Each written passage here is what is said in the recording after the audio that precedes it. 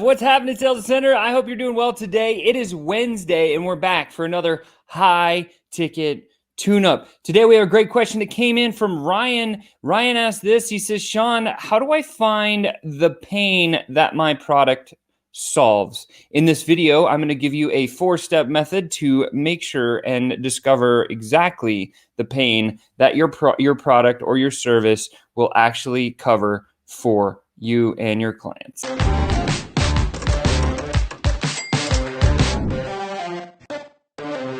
What's happening, Sales Center? Sean here, back with another high-ticket tune-up. Let's just jump right into it. The question is, how do I find the pain that my product solves? And I remember where we had just finished selling off our first software company, and we didn't know what to do. We knew what we were good at, but we didn't know what we were actually going to do. And so Chris and I sat there for a minute and we said, well, maybe we should go ask somebody that's smarter than us to figure out kind of what should we do. And we went to one of our mentors, and his name was Alex Sharfin, and I love Alex Sharfin dearly. And Alex, we said, hey, Alex, we just sold our software company because Russell told us to do that. Question is, what should we do next? And then Alex asked us, hey, well, what are you guys good at? Chris and I looked at each other and we said, well, we're good at sales. And he said, okay, well, guess what, Sean? All these online entrepreneurs need help with sales. You should definitely go and speak with them. And that gave me this idea of okay, well, now I understand that if I know I have to go solve a problem for my clients, what is the pain or the problem that my product or service would solve? If I heard from one of my instructors or my coaches is saying, hey, these guys are struggling with sales, I need to go talk to them and figure it out. I can't just go build a product and hope they're going to buy it. That never works. And unfortunately, that's what school teaches us, right? When we're back in school, we're learning, hey, build the widget, then go try to sell the widget, market the widget, and do continue building on the widget. However, most people don't buy because of those reasons, right? Most people buy because they have a problem that they want to solve. And if we understand that at the core of everything that we do, then it doesn't matter what widget we have behind us. We just need to go figure out what the pain is and then figure out how the widget, the product, or the service will actually dive in and solve the problem. So in our experience, when we got to that place, we said, we're going to go talk to 40, 50 different people who we thought were going to be the perfect fit for us. So if you're in that place where you're like, I don't know what pain my product or my service solves, this is a process. Step 1 is identify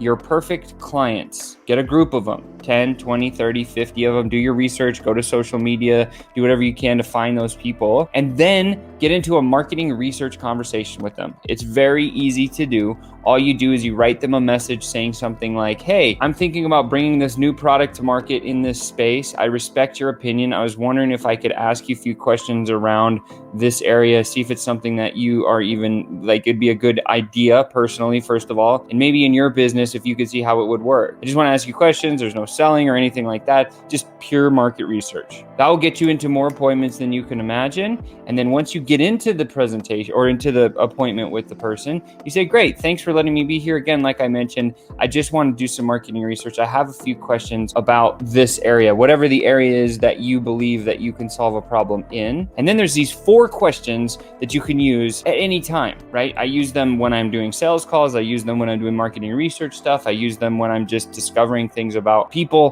when I'm communicating with friends and family members. And so here they are. It's an analogy, and it's a very simple one, and it's called W.A.S.P. W.A.S.P. What does it stand for? Well, it stands for worried, annoyed, struggling, and pissed off. So let me walk through these real quick. So let's say, for example, you get into that position and you are sitting there with somebody in that marketing research conversation, and they say, sure, I'll answer some questions. Great. And we're sitting there, and the next thing he says, well, I'm thinking about bringing this product to market in the sales space, and I'm just curious, are you worried that your systems aren't robust enough to create predictable results for you? And then you wait, and then maybe they'll give you an answer, maybe they won't. And you say, well, how about this? Do you ever get annoyed with the fact that your prospecting methods aren't as consistent as maybe they should be? And then I would wait, and I would see what he would say, because I know that the problem that I can solve is around prospecting, is around sales. So I'm going to be asking questions about, have you struggled with trying to build a sales team? Have you struggled because maybe you don't want to do the sales calls anymore?